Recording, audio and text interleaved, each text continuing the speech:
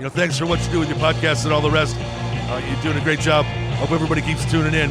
You get a lot of good info, a lot of insights, understandings of how to get strong, how to stay strong, how to use your strength. You do a great job, dude. You make things better than they are in real life, I think. If you don't follow Massenomics, y'all do it. Social media, website, everything. Massenomics. All right, welcome back, everyone, to episode 210 of the Massenomics podcast, the lifting podcast about nothing. Your same hosts are back. My name is Tanner. And my name is Tommy. We got a lot of good stuff on the docket today, not unlike the previous 209 episodes. So buckle in, stay strapped up. We got a good one. This episode is brought to you by Hybrid Performance Method. They're your one-stop shop for all things fitness and online coaching. Whether your goals are training related, nutrition and body composition related, or both, Hybrid has a program for you. And I believe they, even if you're training at home, they still have programs that can be designed for that. Make sure to use our discount code MASS, M-A-S-S, in all caps for 5% off any training or nutrition memberships for the life of your membership. Visit hybridperformancemethod.com. Today's show is also brought to you by Texas Power Bars. In 1980, Buddy Caps was on a mission to make the best bar possible, and the Texas Power Bar was born. It was strong as a house, had the best knurling, and it was maintenance-free. Hundreds of state, Massenomics, national, international, and world powerlifting records have been set and continue to be set and broken on the Texas Power Bar. To learn more about the Texas Power Bars and buy one of their legendary bars, visit texaspowerbars.com. Today's show is also brought to you by Lifting Large. Lifting Large has set a new standard for customer service within the strength world. They have live website chat support and speedy email responses. Lifting Large is home of the Ground Lock Deadlift Slipper, and they are always in stock and ready to ship. Massenomics listeners can save 20% on all Lifting Large branded products by using our discount code MASS20 at checkout. Last but certainly not least, today's episode is brought to you by Spud Inc. The goal of Spudding Straps is to make products that support sports performance and help everyone achieve their training goals. They make products that last forever, won't bust your budget, and most importantly, leave no doubt about success when everything is on the line. Check them out online at spud-inc-straps.com. Well, all right. Yeah, that's our sponsors for episode 210. As we get rolling, maybe I should do this before I get. We did have a review. We've had several reviews come in. As I always say, it doesn't. But there's always that mystery of the missing review or reviews the numbers in this case. Right. So there's probably like 5 or 6 I haven't been able to read, but there was one that popped up, and I wanted to make sure to read this before I forget. The title is. We like a good review. Yeah. Oh, I love a good review. There's not much better than that. Okay, title is Old News I Like. It's 5 out of 5 stars, and this is from Flip_TX. He says, it's not much, but it's an honest podcast. Teaching me weekly how to buy lift shorts, wear lift shorts, and use lift shorts. And if I have my druthers, it's definitely underrated. That's a great review. And like everyone that reviews our podcast, they're just really good at slipping in the backhanded compliments, That is kind of a running theme in our podcast reviews, is maybe like taking a couple jabs at us at the same time. Yeah. Keeps us honest, right? Yep, that's right. But we would love to get more of those. So we have the numbers at like 155 now, five-star reviews on Apple Podcasts. We're slowly creeping up closer to that 200. I was going to say, we just get 45 more and boom. Bam, then we're at 200, and then we get to have our big 200 podcast review party. Yeah, which is, like we've talked about forever, going to be a huge party. So right, people are going to want to get us there. We've been mentioning that all some of the huge things we have planned for that day once we hit that 200th 5-star. I mean, we've been talking about it for 209 episodes now, that we just want 200 reviews. Like, everyone knows how much this means to us. Right. And man, are things going to change too once we get there? I mean, it's been good so far, but are things really going to change once we're at that level? There's not many things that you can say you've made it, but most people understand that 200 podcast reviews is that mark. Yeah, the gold standard. Yep. It's kind of like that platinum YouTube button, Yes. It's kind of like that, only a lot better. A lot better and less real even. Although that may be a little bit silly and kind of unreal. This is really, really unreal. Yeah. Completely unreal. Totally virtual. Nothing to show for it. We don't actually get anything, but it does mean a lot. Yeah. That's not to undersell how much it means. Yeah. Yep. Very important. So what's going on in the world, Tanner? What do we got this week? There's a lot. We're going to touch on, what are some of the things we're going to touch on? Controversies, people calling other people out in the lifting world. There's not much else to do, so people have to like start these little feuds because I think everyone's a little bored, so they're starting some feuds out there. What other type of things do we have on our list? Some dates of big events when they're coming out. In news that's shocking to no one, dates are getting pushed out on things. Something we've kind of covered before, but you're going to want to hear the new take we have on these updated dates. Right. So there's updated dates on events where we all know and are familiar with from the past, and there's also some brand new events that are getting created almost like because of this coronavirus nightmare that we're all living in. They're maybe changing some formats and that sort of thing. But that reminds me, have you seen what the UFC is doing now? I have because not. of this. You have me very interested. You're familiar with Dana White, of course. Mr. Dana White. Is his title right now? Is his title president? Is that what his official title is? Yeah. Did he sell? Actually, because did I call him owner? Did he not sell maybe he sold a big chunk of the UFC? I don't even know. The big reason I don't know is he because is the president. Yeah, he is the president. Okay, but does he own it anymore? Did he not? I don't think he has. I don't think he has any ownership in it. I believe. Okay, yeah, because I think he cashed in huge on that. I'm sure his salary is just disgusting. Whatever he gets paid as the president of the UFC from whoever owns it now. But the reason I don't know the specifics of that is because I don't know. I don't follow UFC that closely. Do you follow UFC very closely? No, not really. I do. Quick fun fact for you though. I did for. I think ESPN had a 30 for 30 on about. I don't even know what it was about the UFC in the early days, specifically like Chuck Liddell and Tito Ortiz. Yeah. Have you seen that one? Man. No, I don't think so. I don't think so. It's actually it was pretty good. I don't follow UFC closely at all anymore. I used to kind of sort of have an idea what was going on a few years ago. There was a time there where in order, like even 10 years ago, where you kind of had to follow it a little bit to even just be relevant whatsoever, and like to be able to exist in most conversations because it was just like I think those days for me were like the early 2010s, like with your Anderson Silva and like Rampage Jackson and all the, Brock Lesnar, all those guys. It was. Then that's what I was going to say. At least, Brock Lesnar being a local guy for us here, that was huge when he was, who was the guy that he fought, he beat, and then he came back and beat him? Was it Randy Couture? Didn't he lose to Randy Couture? I don't know, but when you say Randy Couture, all I can think about is Huck Finn, Tom Finn from when he tells the story. Randy Couture ripping off his ponytail. And I guess not this year at the Arnold because we weren't there, but the year before that, we kept repeating that story to ourselves about Randy Couture. Yeah, he did tell us the story like 10 times. So. But then we kept reliving it. Was it Cain Velasquez? Maybe that's right.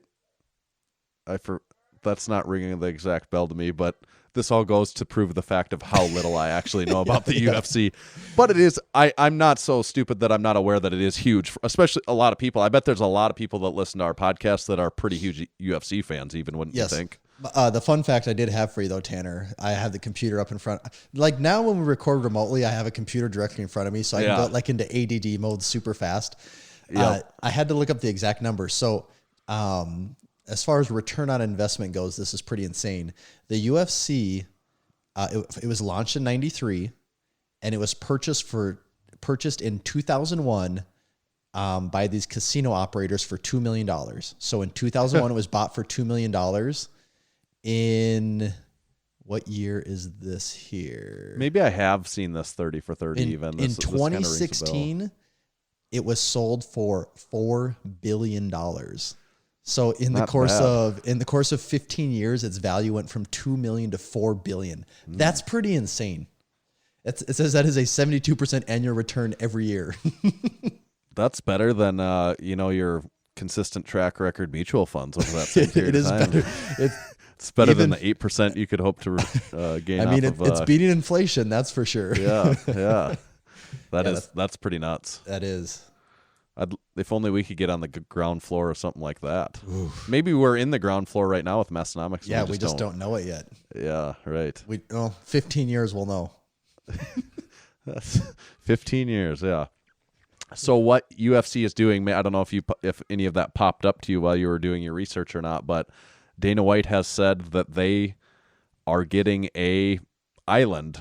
They're going to bring these people in. From what I understand, maybe they're going to quarantine them all for a couple weeks before they bring them on. Obviously, test them for COVID-19 before they get them all on there. And then he said they're building the infrastructure. So I imagine that like building some sort of arena that they're going to fight in. I don't know, places for them to live. I'm not sure where this island is or what the details are, but it seems pretty wild. Wow. Yeah, that sounds like something if you would have told someone 3 years or not even 3 months ago that there will be a disease that's going to take over the world, and Dana White's way to get around it is going to build his own fighter island. People be like, right. No, that doesn't make sense. That's a really bad plot to a movie. Yes, it is like a plot to a bad action movie.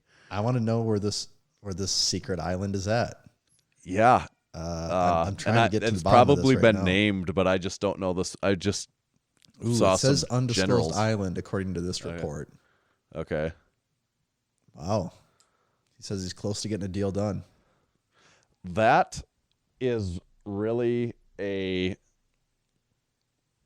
don't know what the word is, but a outside creative, the box way. Yeah, a really outside the box creative plan for also like you have to have a ton of money at your disposal, obviously, for whatever it takes here. I mean, you're talking millions and millions of dollars for this, but for how much money the UFC brings in, and especially imagine they know that there's no other sports that are going to exist. They have the monopoly on sports. I'd probably want to watch it just because it's like, well, it's something. Yeah, yeah. He's probably looking at like we could make so much money because we are the only form of live entertainment for people while this is going on. Right. Yeah. Yes. In that case, he's probably going to get a pretty solid return on his investment. You would think so. I imagine there's going to be critics that. Because I feel like no matter what anyone's doing right now, there's always people that are complaining about what those people are doing. Yeah. I imagine like they're not idiots. I'm sure they know that the bad PR that would come of it if, say, someone on there had the virus and they all spread it around with each other. So I'm sure based on that reason alone that they're going to do everything within their means to avoid that from happening. Yep. But I'm guessing there'll still be people that won't like it. Yeah, because to me, the bigger issue is it's like, well, if these guys, and I don't know the logistics of the whole thing, so we're totally speculating, but is it like he's just flying guys in just to have them fight, or are they training and living on this island too? See, I think they're like I think they're there. Okay. Well, then in that case, you can create your own clean island. Right. That's kind of what I don't know, but that's just what I took from the little bit I read.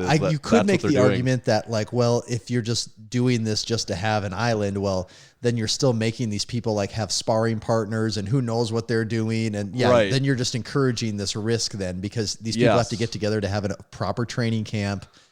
But if they are training and doing the whole thing and living on this island, then you kind of are sidestepping all the rules. Right. That's the way I understood it. And that's the way that I think it really makes sense is if they're going about it that way. And I bet there would be fighters lined up around the block, even the best ones to get in on it because that's their life, and like, even if they have to go live there for months, they're probably like, oh, sounds good. Like, what are my alternatives right now?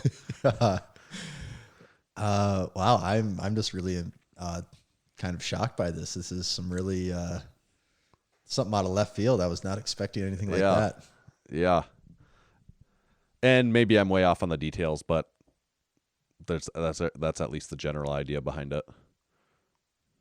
Wow. So now we just need to find out what private island the U.S. Open will be held and the rest of these big for the meets. powerlifting. Yeah.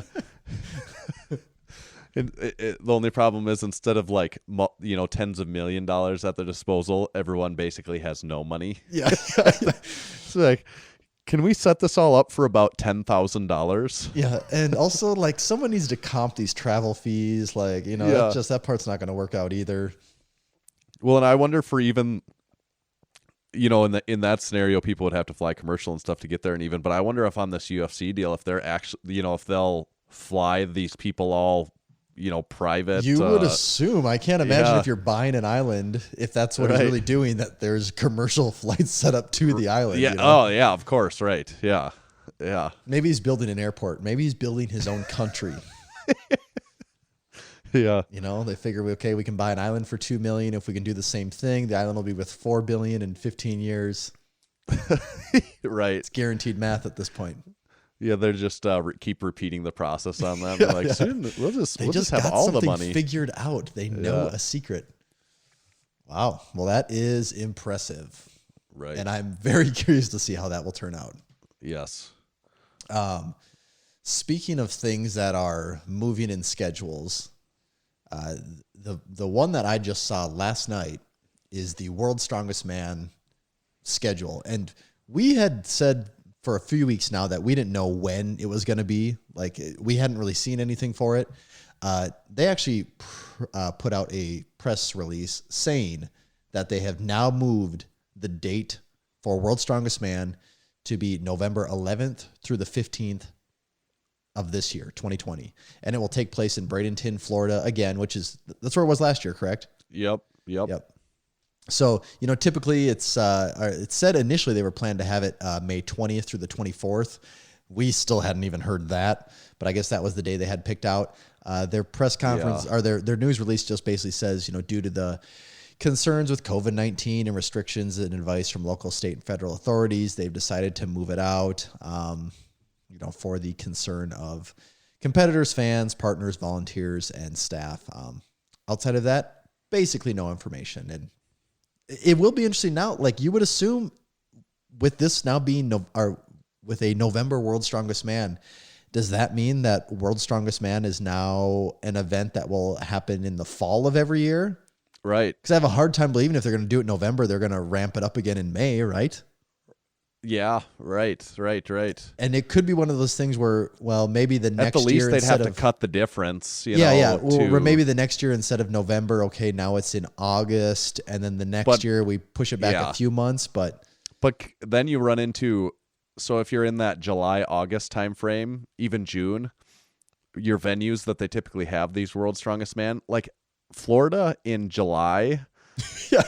Yeah, it's a terrible. And for these 400-pound behemoths is like not conducive for them to do those things. Conducive to life. Right. Yeah. But yeah, that and then I don't know if that's good or bad. Like, if it becomes more of a fall thing, the nice thing I would think is it's a ways away from the Arnold then at that point, a significant, or maybe they like to have them closer because it's like you're slowly peaking for World's Strongest Man and you peak through the Arnold, or maybe it's just better to have them spread out at opposite ends of the year and you just peak two different times. I don't know what from a competitor standpoint, which of those they would like better, actually. Right. Well, and the other thing is the Arnold, having their events all spread throughout the year. Wasn't the Barcelona one? That was more towards the end of the year, wasn't it? Well, yeah, the way the Arnold is, like, those basically go all year round, right? Yeah, I guess they are spread out pretty evenly, aren't they? I mean, well, when would they start again? Well, they won't be starting whenever they should be normally starting, right? Because they probably usually start fairly, if World's Strongest Man is in May, like, I would assume the Arnold start again not too far after that, right? Like, to get all these in, if they do like 10 of them, they've got to... Yeah, it would have to be, wouldn't it? Right. But those will be, actually that brings up a point for the Arnold 2021 back in Columbus again, assuming, that happens like normal. All these qualifiers probably won't be able to exist, or they'll have to like cram them all really tight to each other because they're normally kind of spread out over, say, 6 months, and we're not going to, like, that window is going to close with people not being able to do these competitions until we don't even know when at this point. Yeah, and I'm looking at their schedule online right now for the Arnold, and listed they have Australia, Africa, and South America all listed as postponed right now. Okay. But they do have Europe still on for September 18th through the 20th. So that's their first one that they're listing right now. Yep, and that one's in, but okay, this one is in, oh no, it is in Barcelona now. It said it used to be in Madrid, but now they hold it in Barcelona. So. And that's September, you said? Yep. Okay, so let's play we're getting in too far into it. I want to play a quick game related to everything that we're talking about right here. Okay. So I'm going to name an event and at least the month that it's scheduled, and I'll try and do these chronologically of some sort. And you tell me, do we think it's going to happen? All right. Okay. So the first one I have written down is Amateur Strongman Nationals, USS Strongman Nationals. And the reason I wrote this one down, Big Brad Neitzel, who is a Massenomics sponsored athlete, he would be competing in there.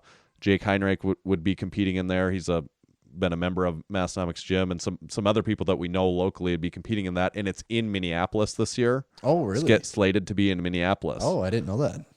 That is and as far as I know, at least as the time of us recording this, they have not called that off yet, and it is scheduled for June. Ooh. What are the percent chances that happens in June? Do you have a date in June, actually? I don't know. Let's say it's June 20th, because that maybe rings a bell, but I can't.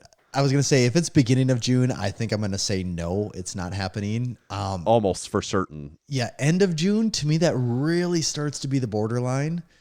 Like in a hopeful situation, probably. Yeah, in a positive situation. Because of course we don't know, but... as of recording this, we're first week of April. So that's first week of May, first week of June. It's about 2.5-ish months out. Yeah. I mean, I would love to say, yes, it's going to be on. That would make me so happy, because that means the world's returning to normal then. Yeah. I just am still afraid. I don't think it'll be on. I don't think it is. I think it's too soon. That would be my same guess based on, because this is the world might be good, but it's very expensive to plan and have an event and all this stuff, and then just be a week before like the Arnold. Oh, sorry, actually, it turns out we can't do it. So that the decision has to be made. They don't get to make the decision the day before. They have to make the decision probably months before in order to be able to react. You know, just like you said, they can't do it that quick.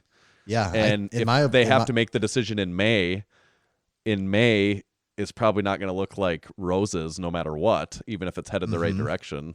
Yeah. Yeah, because now we know what we're in, especially with the Arnold. Right. It's like, well, we don't really know what's coming, or at least that's what most people said. And yeah, to me, it just seems like they could just save themselves a lot of headache by just saying, all right, we're moving this out like 2 months right now. Yeah, right. So we think probably not. I think that one will be postponed. So then there's the Showdown meet, which is formerly the Tribute meet. I think the Showdown meet is scheduled to be something like in New York or Buffalo, something like that. I can't remember for sure. Yes, I forget about that one. Yeah, that's scheduled for September, and it's the sleeves meet. It's the big knee sleeve untested meet. A ton of people are signed up for it, and that's September. Do you think that will happen in September as scheduled now? The last I saw that they are saying it still is scheduled for September, and I'm pretty sure that's accurate. I think that could. I think that has a much better likelihood of happening. Yeah. And then to go along with that... The only thing you got to wonder with that is how many competitors will have subpar performances, because training situations have been essentially non-existent for a lot of people. And for some people, they're going to be just shitty because... Not ideal, for sure. They don't have their training partners, their preferred training facilities. It's just going to be... You would have to assume for a lot of people a subpar prep. And even if things are better, are there even still some competitors that say, yeah, I don't feel good about it. Like not even just their training not being good, but just like for safety, personal safety or whatever it is, they just think like, I don't know, maybe not yet for me. Like, I better just wait. Because I could see some people having that, outlook on it too for a while. Oh yeah, absolutely. And that's why you kind of wonder, like, will this be a really down year for world records being set? And it just seems like, yeah, it should be. Why wouldn't it be? There will be less competitions overall, because at the very least we're going to miss like 4 months of competing by the time we're, between from the right after the Arnold until who knows when this summer or fall. Yep. And I don't think there's many people that are going to come out of this saying, all right, I am at my peak. I am ready for a meet to set some records. And also to go around with that September one would be the one you just mentioned, that Arnold in September. Which country was that? In Spain. And the difference with those Arnold events is they are completely, those are a global events. The competitors come from everywhere. Can all those people even get there? And that also and what's does that make country like? That does make you think too. We're talking America, and I'm thinking, all right, if we can get stuff together here, and as a country be like, all right, we're on the right track, we're safe to have stuff. But yeah, that's not taking the global picture into it. And who knows, maybe they'll say, well, this country's still not doing good. We're not allowing competitors from this country. Right. The wild card event, which I just thought of, not quite is evolved around, centered around lifting, but more near and dear to us would be the Sturgis Bike Rally of Sturgis, South Dakota, coming in August. They've had, I don't know if you've seen this, but there's been several, as should be no surprise, but there's been several reports in the paper about how the western part of our state is super dependent on tourism.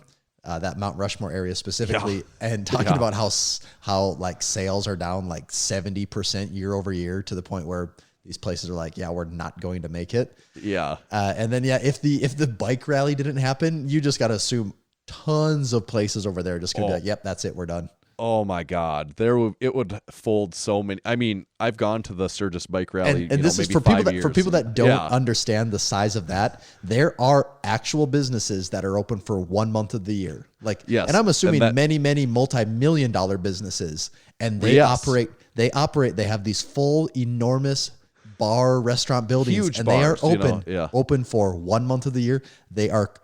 There's not even like, we have a seat. No, it's 1 month of the year. That's it. The lights are off. The doors are locked. You can't do anything there, even if you wanted to. Right. Yeah. And well, I mean, the numbers are like, there's like 500,000 people, give or take, that come every year to this town of, I don't know how big Sturgis is, a few thousand. Yeah. Like 8,000 maybe. Yeah. Right. And it gets flooded with about 500,000 people every year. And these are all people that spend, go there for a week and do nothing but spend money. Mm-hmm. Like you're literally just there. Well, they might drink and drive motorcycles too. Yes, there is a lot of that, but that's all a part of it. But so what do you think on that? Like, have you heard? I think that one's just, I kind of get the feeling that that's one no one wants to discuss, because it would just be the death blow for so many things. It would be it would just be, I can't even fathom like how, the revenue that's lost.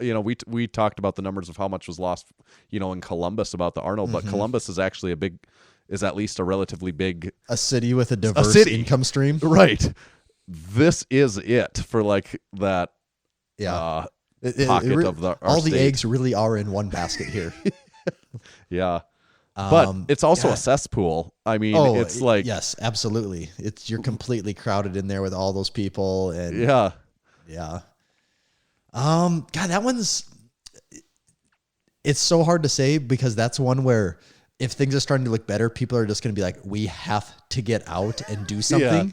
Right. Or if things aren't getting better, that's just going to be one of those two where people are like, I don't know, I've come this far. Why wait? Why waste it now, or why risk it now when we could probably wait a couple weeks and be done?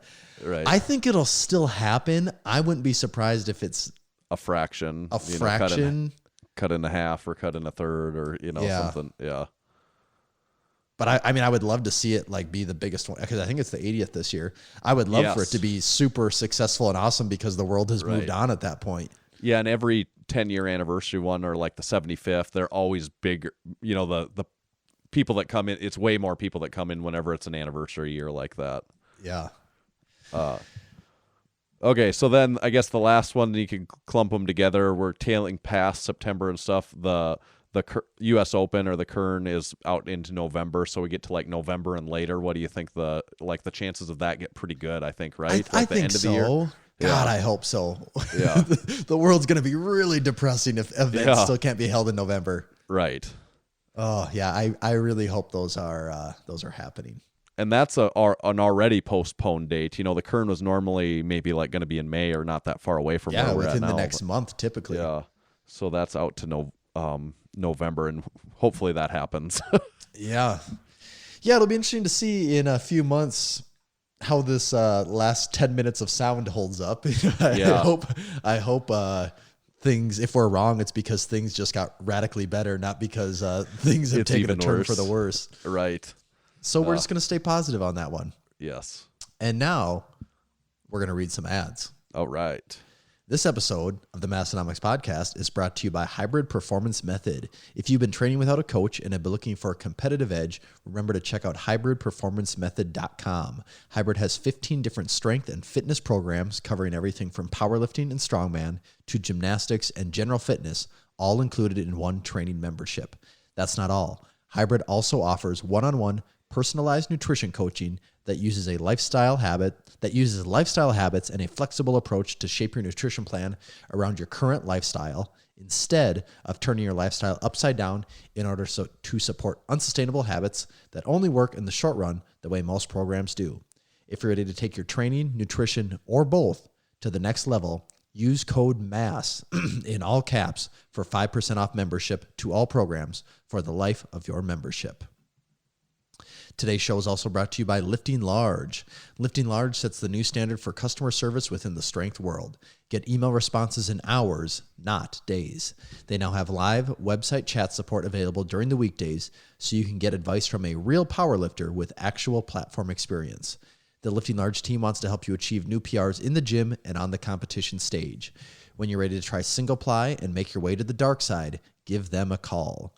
Lifting Large is home to the Ground Lock deadlift slipper, and it's always in stock and always ready to ship. Massenomics listeners can save 20% on all Lifting Large branded products by using discount code MASS20 at checkout. That's MASS20 to save 20% on all Lifting Large branded items. Place your orders at liftinglarge.com, and you can follow them on Instagram at liftinglarge.com. That's liftinglarge.com. The Massenomics podcast is also brought to you by Spud Inc. and the Spud Inc. Track Harness. The Spud Inc. Track Harness is perfect for speed, strength, and agility training. Built from soft, comfortable webbing that won't restrict blood flow while training, the Track Harness has a snug fit that allows for fast, directional changes without any slipping that could throw an athlete off balance. From the largest gyms to the smallest weight rooms, the Track Harness unlocks dozens of necessary exercises for strength athletes of all kinds. Pull sleds, run against a parachute, or even attached to a band for plyometric work. Check out the Spud Inc. Track Harness online at spud-inc-straps.com. And last but not least, today's show is brought to you by Texas Power Bars. Buddy Capps first started lifting weights in the late 60s and began powerlifting in the mid-70s. At the time, he was working for Image Barbell building gym equipment. Around 1976, a local machine shop started making Olympic bars for them, calling it the Image Bar. In 1977, Image Barbell became Champion Barbell. It was then that Buddy started looking at the bars with the intent of changing them for the better. In 1979, Buddy bought his first lathe to begin addressing the known issues. In 1980, his passion, drive, and purpose now had a greater mission. Buddy set out to make what he believed was the greatest bar he had ever trained with, and the Texas Power Bar was born. It was strong as a house with the best knurling and was maintenance-free. Hundreds of state, national, Massenomics, international, and world powerlifting records have been and continue to be set and broken on the Texas Power Bar. To learn more about Texas Power Bars and buy one of their legendary bars, visit texaspowerbars.com. And a little side note about Texas Power Bars. Yes. Is the Massenomics Gym is now the proud owner of a beautiful new Texas Power Bar. Texas Deadlift Bar. Texas Deadlift Bar. Yeah, red cedar coat with chrome sleeve Texas Deadlift Bar. And I haven't seen it in person yet, but the videos, it looked pretty amazing. It's got quite the sharp look to it. It's it's something. It's a hell of a nice looking bar. I had to lay all the deadlift bars next to each other because now that we have an Oki, a Rogue, and a Texas, just for the sake of looking at them, it is the longest. Is it? Yep, it is the longest. The Rogue Ohio deadlift bars in between. The Oki is the shortest. And do the collars all start at the same spot, or is that even longer? There is also differences of that. Is there? Yeah. So the Texas deadlift bar has the most space between the collars, or between where the weights would start, even, you could say, between the collars. The Texas deadlift bar has the most space. So therefore, so they do got to have a different feel then. Yeah, I think it is.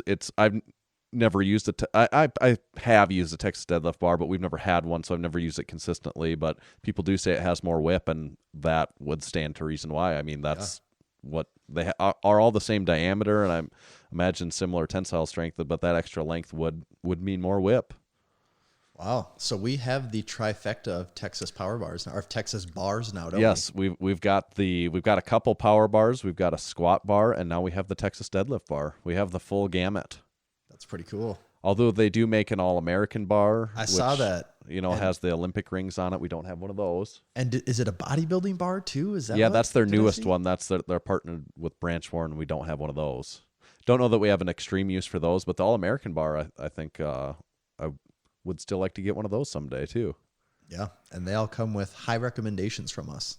You can never have enough bars. That is just a fact. You cannot. Also, you can't have enough Texas power bars. I mean, exactly. Dozens of state, national, Massenomics, and world records have been set on them and continue to be broken. So I've heard that before. We wouldn't say that if it wasn't true. We've never lied about anything else. I don't know. We're not going to start about that. No, we're not. All right, Tanner. Looking at our extensive list of things, and maybe the one I'm most interested in, and you have the inside scoop on this, is Eddie Hall claims that Thor's 501 kilogram deadlift won't count.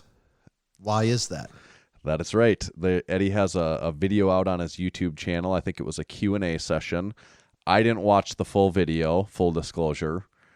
Someone sent me the clip. Someone posted a clip of just this part of the video on their Instagram, and it got shared around a little bit, I think. So is it possible this is completely out of context, or are we fairly... Yeah, you could tell, I mean, with what he was saying, he was mixed no word. He didn't, he was very specific about what he was saying, that he was very accusational, very confrontational.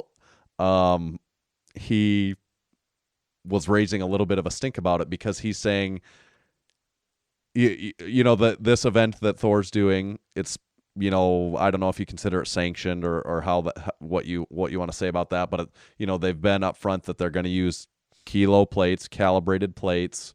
Mm-hmm. They're going to use a regular bar. It's going to be live streamed. This is an event just for him, Thor, to hopefully be able to deadlift 501 kilograms. Eddie is saying that Iceland strongmen have a history of exaggerating things, maybe even lying about things. I'm not sure what exactly his words were, and that he could set up his own competition in his own gym too and say whatever numbers and magic weights he wants to say that it is, but it's not a world record because it's just still him lifting in his own gym, in his perfect setup. Right. So he's saying for those reasons, it will not count as a world record. And also that accusing them that they very well could lie about the weight, that it's really not going to be 501 kilograms. I guess what he's complaining about now is the fact that there's no unified body in this stuff, right? Isn't that what it's coming down to? Yeah, I guess. I mean, I suppose if it was at World's Strongest Man, he would say that that's okay, or if it's at Giants Live, it's okay. And outside of that, apparently it wouldn't be fine. Yeah. And the fact that it's in Iceland, that they're setting Giants it up. Live those are don't they hold those in England? Isn't that a place where they do them? Yeah, kind of. I guess yes, there's a difference between being held in a country versus in your town. Right. Yeah. And do we know, is it actually being held in Thor's gym, or are they doing it somewhere else? I don't know that for sure. Okay. I think he alluded to the fact that it was maybe in his own gym even, but I don't know if that's right. Yeah, I don't... That I'm kinda seems a little torn on it tacky because- to me. Yeah, it does. And also, like, that's kind of the nature of strongman and strength sports in general, is that there's a million federations and 1,000 set of rules. And it's Yeah. almost getting to the point now where it seems like people can even do what most people would say is a 1-to-1 comparison. But there's always some other variable. It's getting to the point where, like, well, it didn't happen at my point in history. So because it wasn't in my historical viewpoint, it's wrong. Right.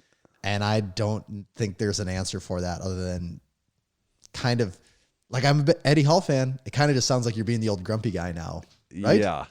Yes. And then so I also saw a screenshot of something Thor put out in his story, like a rebuttal to this.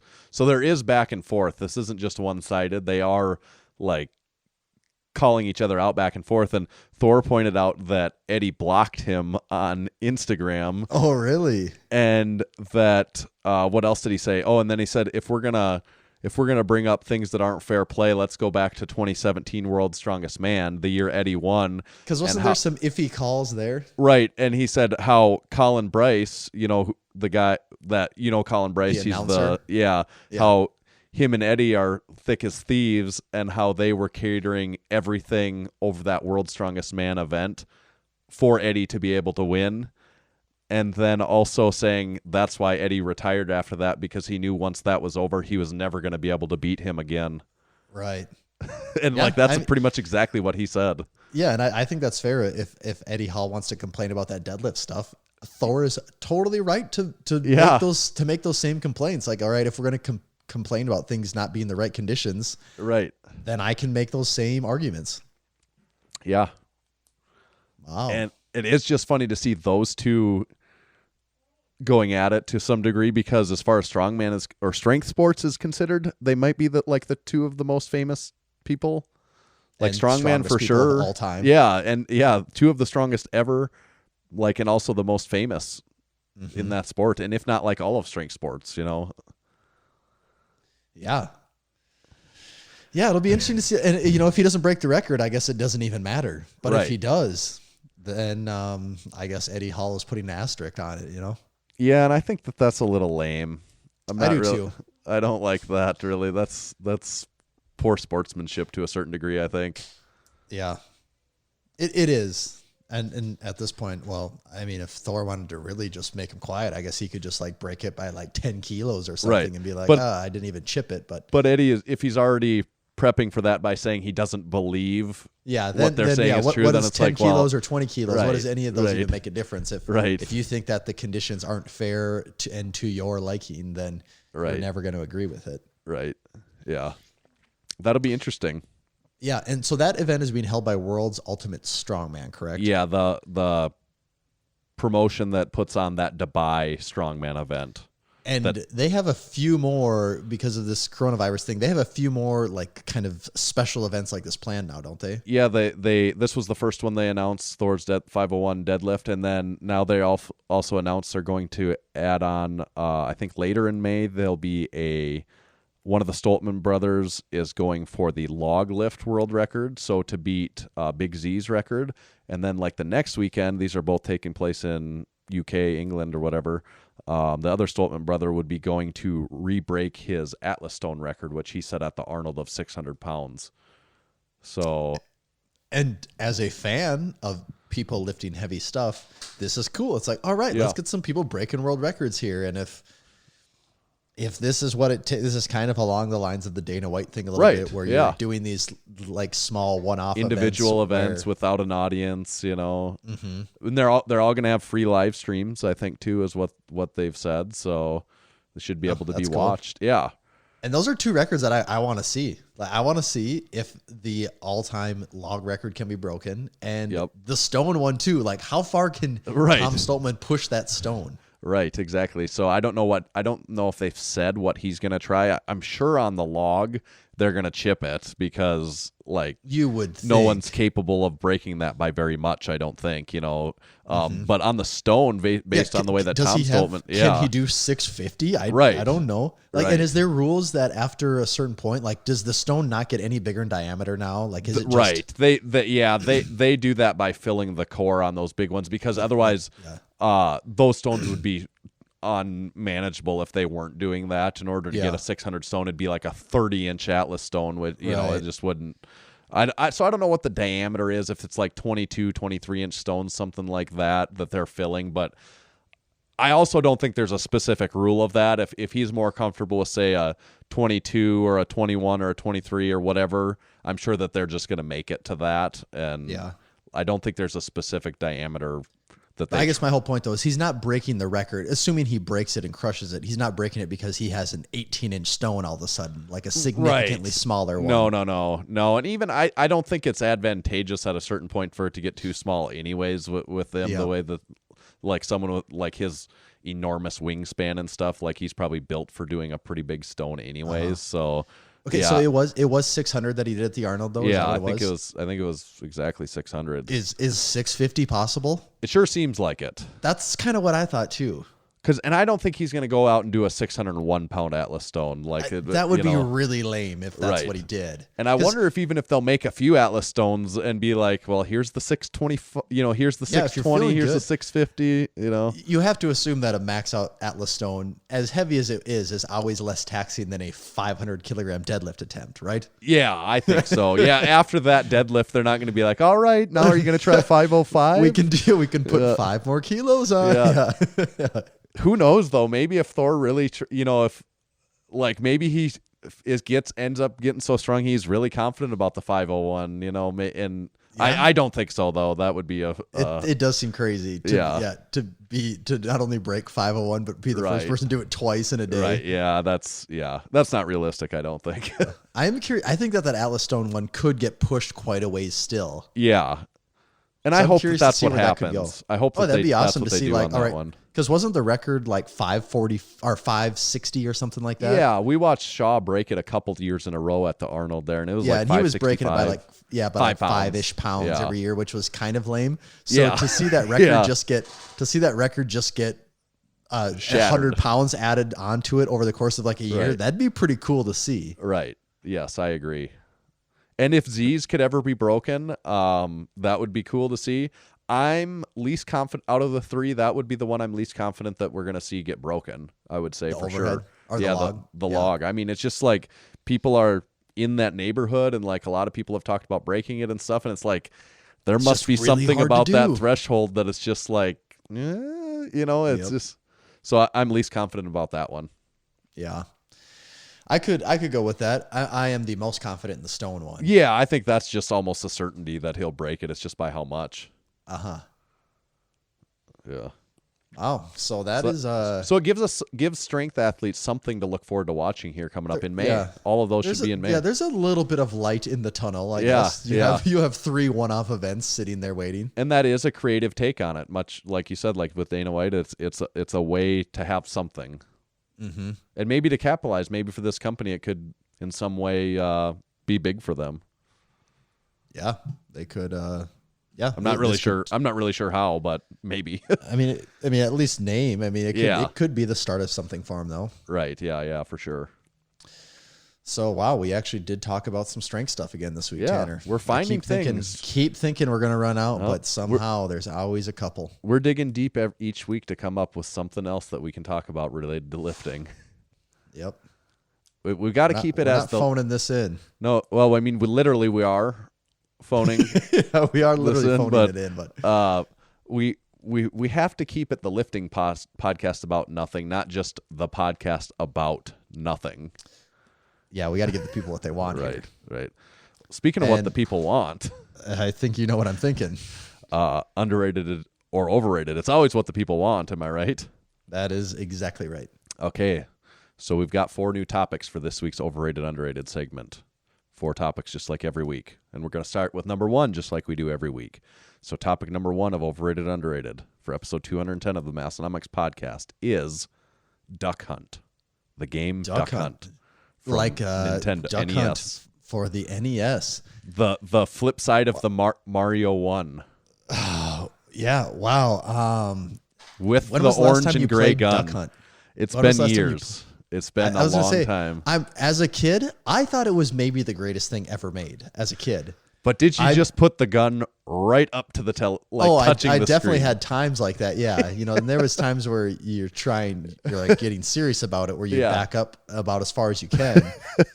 To the end of the control, which is probably about to the 3 end of the feet. controller. Yeah. I'd actually be really interested in playing Duck Hunt again just to see how it holds up as a game. And also how good it feels like it's working. Accurate that gun even is. Wow. I don't know if I've played Duck Hunt since I've been like maybe in 3rd grade. Yeah. Like I'm just trying to think of a friend that had because by that time you're starting to play Super Nintendo. Yeah. I think Duck Hunt's underrated. Yeah. I think Duck Hunt's underrated. It was a lot of fun. The technology of it, but at the time, is a little underrated too. That they even made that work on those old TVs. Like you could play Duck Hunt on like a black and white television, I think. Oh yeah. And that kind of set the stage to me for a lot of those shooting games that were in arcades, like Area 51 and games like that, which were always so cool, like going in and shooting aliens. That Area 51 was a fun game. Yeah. Area 51 was probably the most popular one that I feel like was in every arcade. What about Cruisin' USA? I loved that game. Or Cruisin' the World. Yeah. Yeah. The one I played the most was Cruisin' USA, was that the Nintendo 64 one? I think so. Yeah. We played that one a lot growing up. That was a lot of fun. I got to stop asking these because these could be future overrated, underrated. They could. Cruisin' USA itself would have been a good one now that I think about it. But no, I'm going underrated on Duck Hunt. Okay. Overrated or underrated? I'm just going to caveat. I have to caveat this week every week. I can't remember if we've done them or not before, but I don't care. Someday I'm going to stop saying that, but for now I'm going to keep repeating that I don't know if we've done these before or not. Overrated or underrated? Tiger Woods. Tiger Woods. Not this. Last week we did Tiger King. This week Tiger Woods. Yep. This is kind of a tricky one. That's why I thought this was a good one. He's one of those people that was, without a doubt, his name represented the sport for a decade or more maybe, and then had that crazy fall from grace, the disappearance, some injuries, all of that.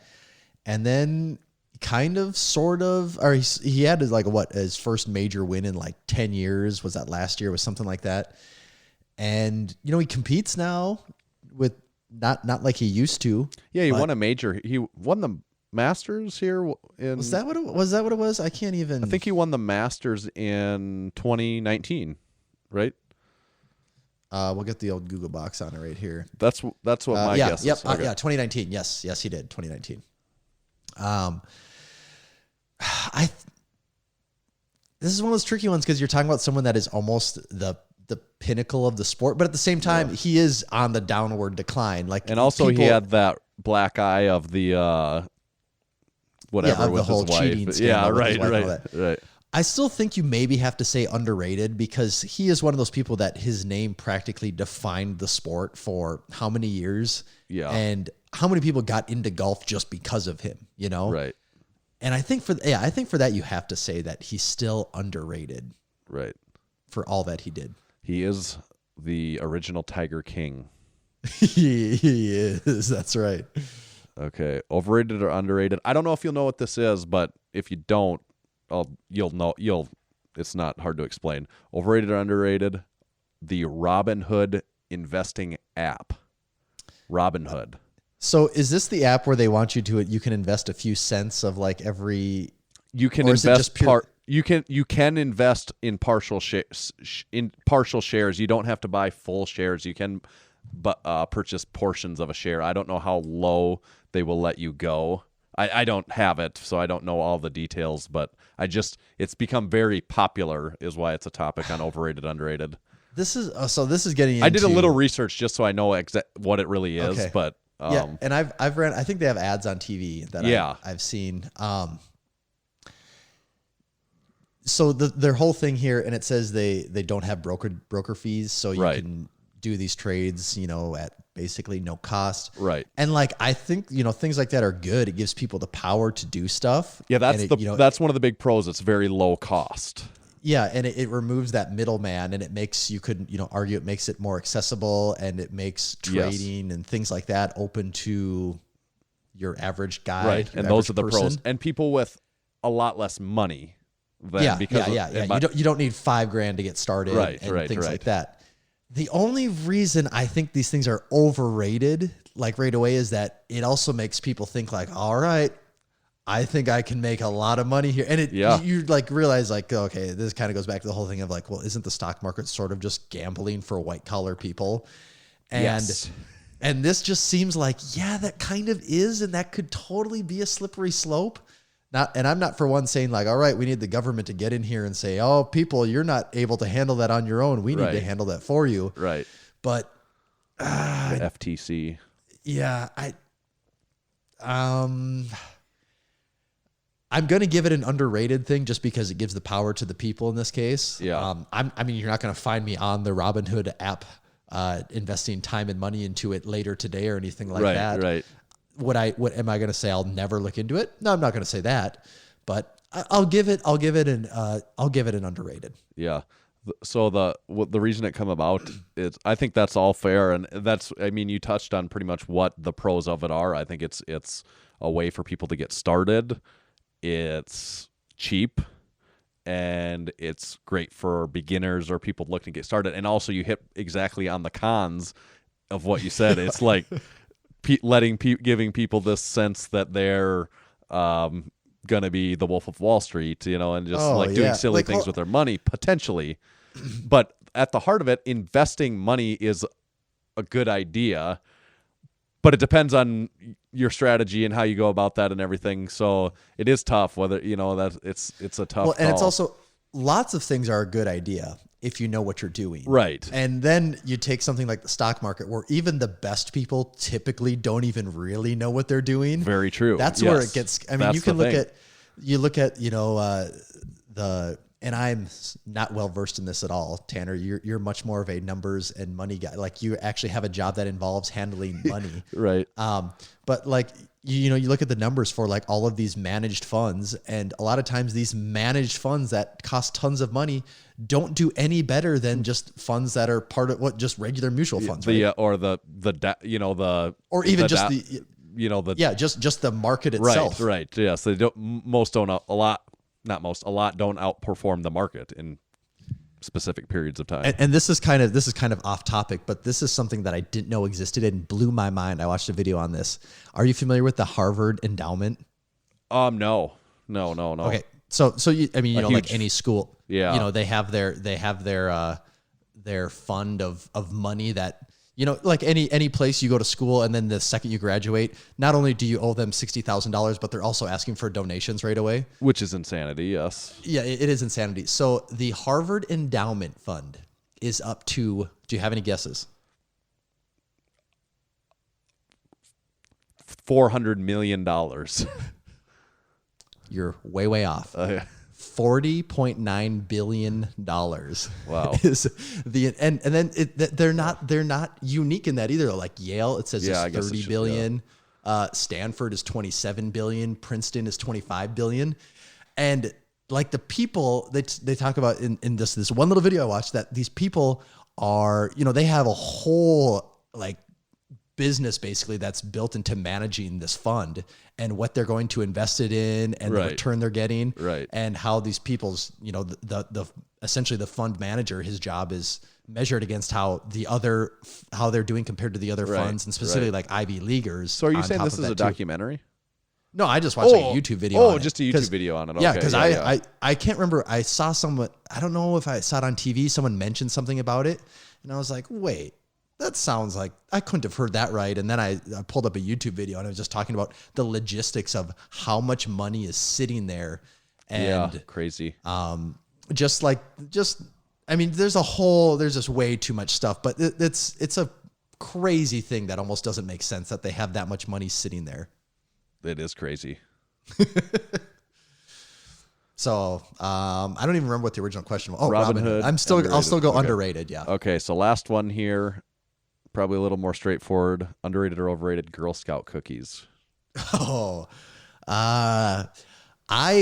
This one's tricky for me because I don't want to I have a hard time giving a blanket statement to this because I do believe some of those cookies are very overrated. Yeah. And in a way. And also, what's your favorite? So as of like a year ago, Actually, my entire life, I would say my favorite was what is it? The peanut butter patties? What the hell do you call them? They all have names like yeah, I don't know what the peanut butter but yeah, I agree. I like those ones. The one thing that Dipsy was Doos or like the one thing that I didn't know until recently is that I called them peanut butter patties. yeah, that's what I always said too. In Minnesota, they call them tagalongs. Okay. And then I did some research one day, and it turns out that like depending on the factory that makes them, it's still technically the same cookie, is the way, if I'm remembering this correctly. It's still the same cookie, but one factory calls it a tagalong, one calls it a peanut butter patty. Okay. Very, very weird thing. Yeah. But my favorite is now, as of last year, the Samoa. I just love the Samoas. You just always got to have Samoa. It's never enough. You got to have I want Samoa. With those cookies, I do got to have Samoa. Those ones are really, so like those ones I will say underrated all day. I would also say that you can go into a grocery store and there's like multiple brands that make that exact same cookie. You can get them any time of the year. Yeah. But that flavor of cookie is dynamite. It's good stuff.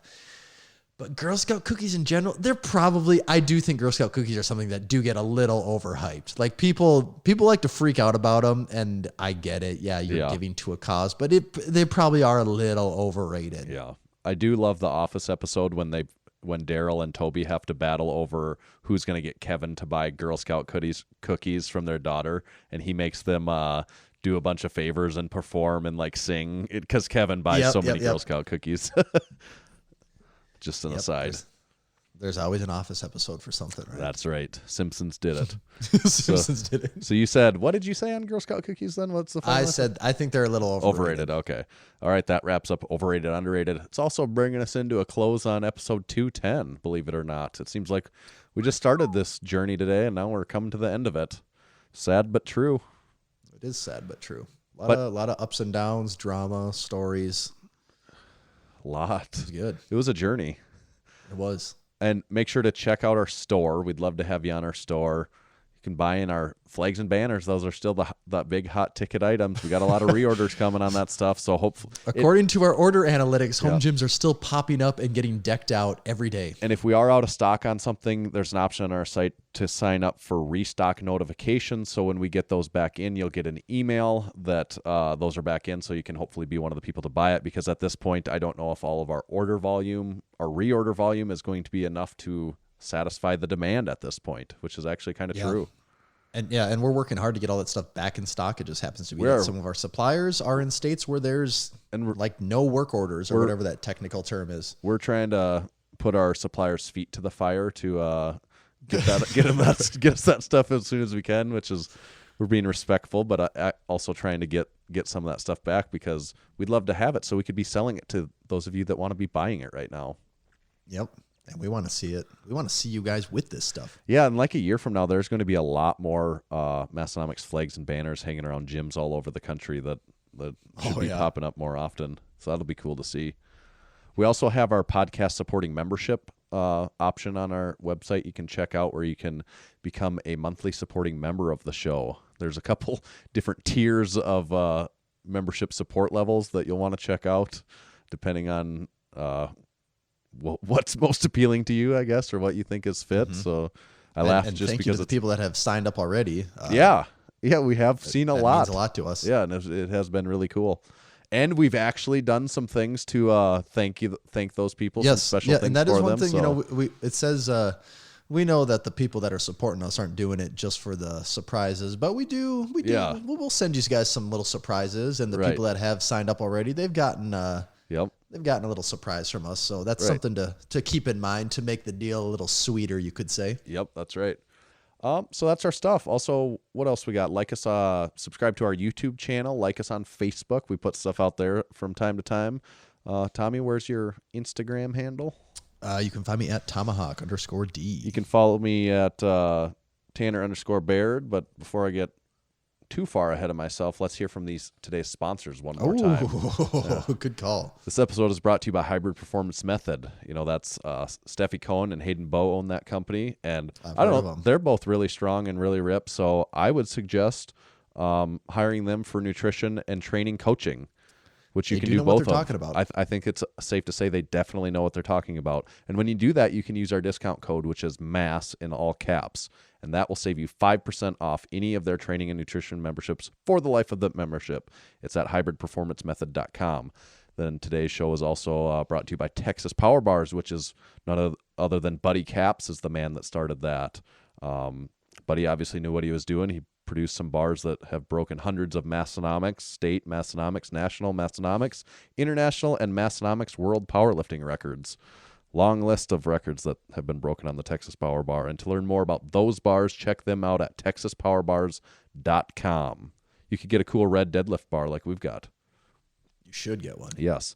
Today's show is also brought to you by Lifting Large, Mike and Teal Adelman. I just saw today they're posting that their ER combo racks are going to be back in June, so you can get moving those things. So you can get back in on buying one of those. I think you can maybe sign up, get on the list, and then you can also buy things like their ground lock deadlift slippers. They're in stock and ready to ship, and you can save 20% on any of the Lifting Large branded products by using our discount code MASS20 when you check out there at liftinglarge.com. Last but not least, today's show is brought to you by Spud Inc. The goal of Spud Inc. Straps is to make products that support sports performance and help everyone achieve their training goals. And I know that they've been shipping out a lot of straps and wraps and everything that they make over there at Spud Inc. to all these at-home training facilities. I'm sure that they're busy as hell, but getting out everything they can. Make sure to check them out online at spud-inc-straps.com. Those are our sponsors, and that's it. Make sure to follow us on Instagram at Massenomics. See you next time. See ya.